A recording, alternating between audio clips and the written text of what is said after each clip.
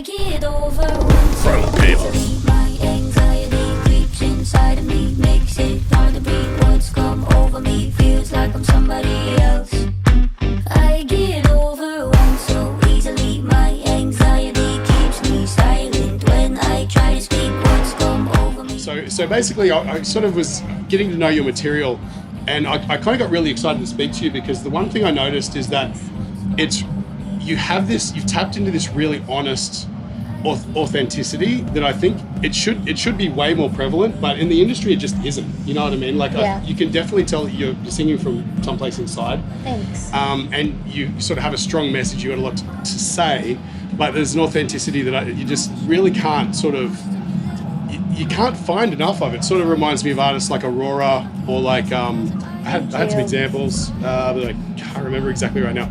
But or like Jewel's first album and things like that, where she's just really like telling a story as opposed to what's going to sell, what's going to hit the fan base, that sort of thing. So going through your recent catalogue, the thing that's most remarkable is how emotionally honest and connected your songs are.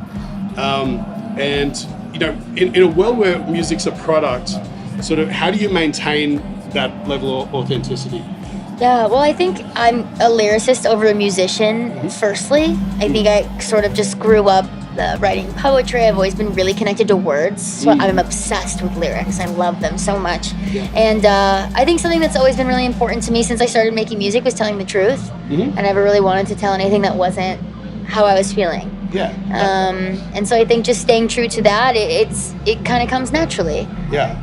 Do you think, I read somewhere that you were originally went to art school and you sort of got convinced to sort of push more of your musical side.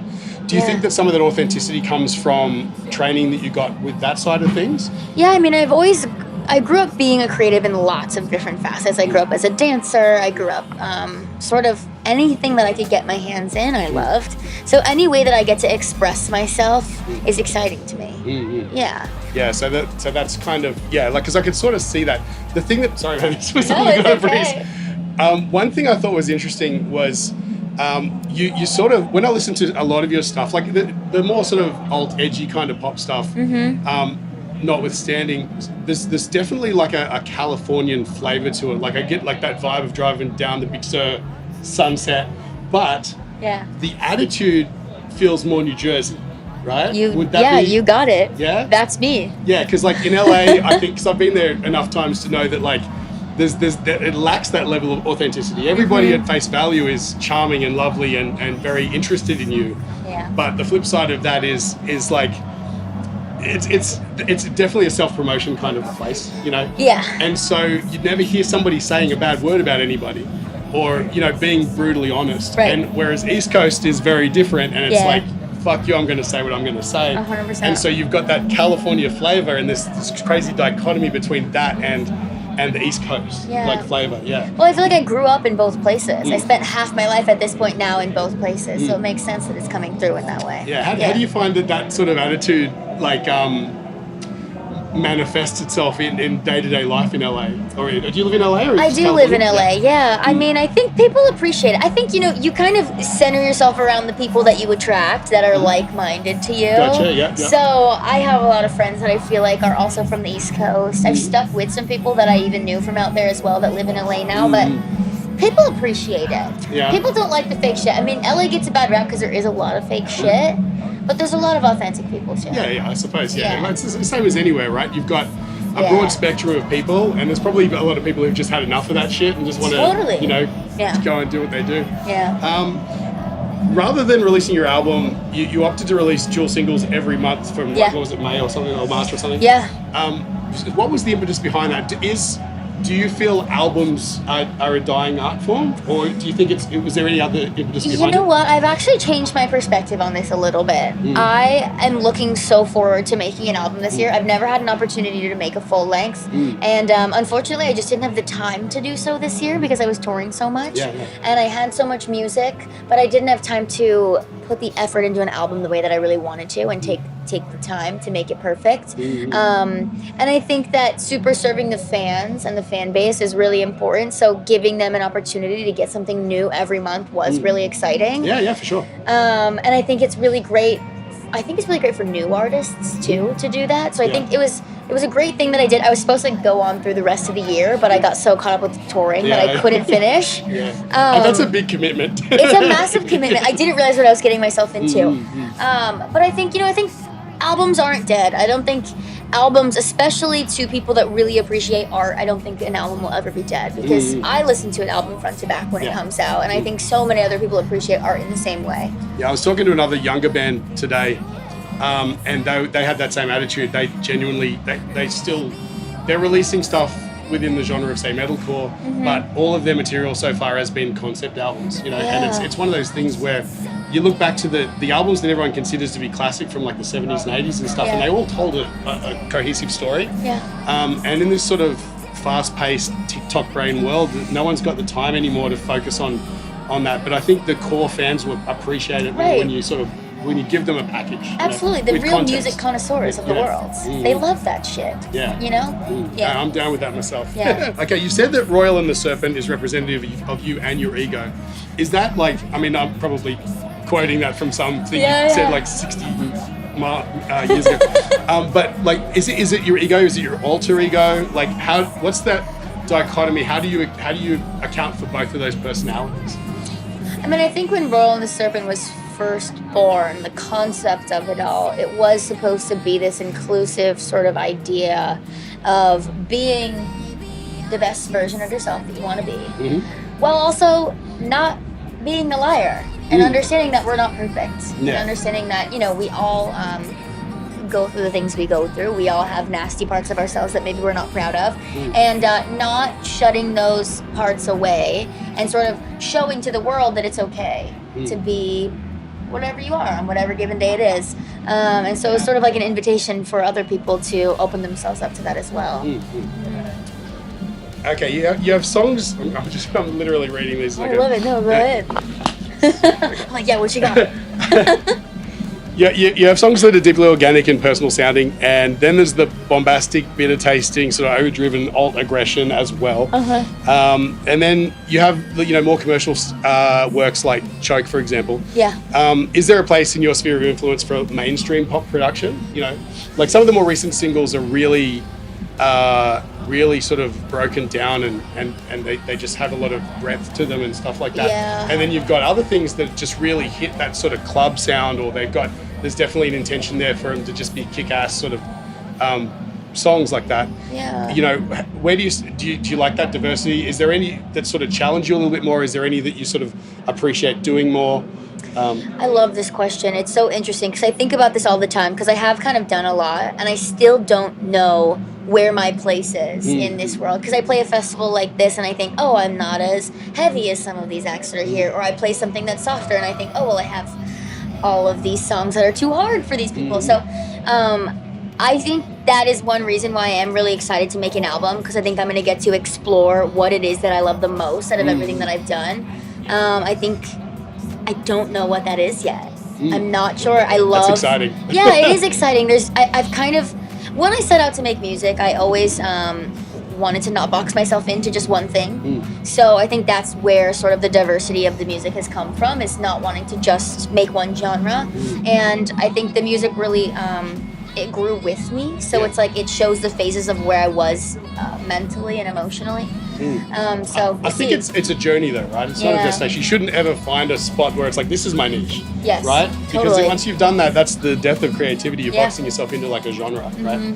So I think rather than sort of looking at it like, where do I fit? Say I am who I am, and I'll fit wherever I'm going to go. I'm excited to explore, Yeah, that's exciting. Yeah. I like that. Thanks.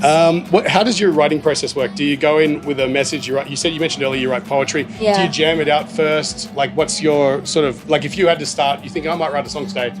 What's your beginning phase? Well, usually my notes app is full of all sorts of nonsense. I'll wake up in the middle of the night and I'll type things in my notes app, and then I usually go in when I'm back home and I'm having sessions. I usually am in the studio like 5-6 times a week, and I just sort of go in, and if I have an idea, we just riff with whoever's in the studio with me at the time, and we just sort of build something. Usually we have a long discussion about what emotion we're trying to portray and how we want it to sound, and it's kind of like therapy. It's pretty cool.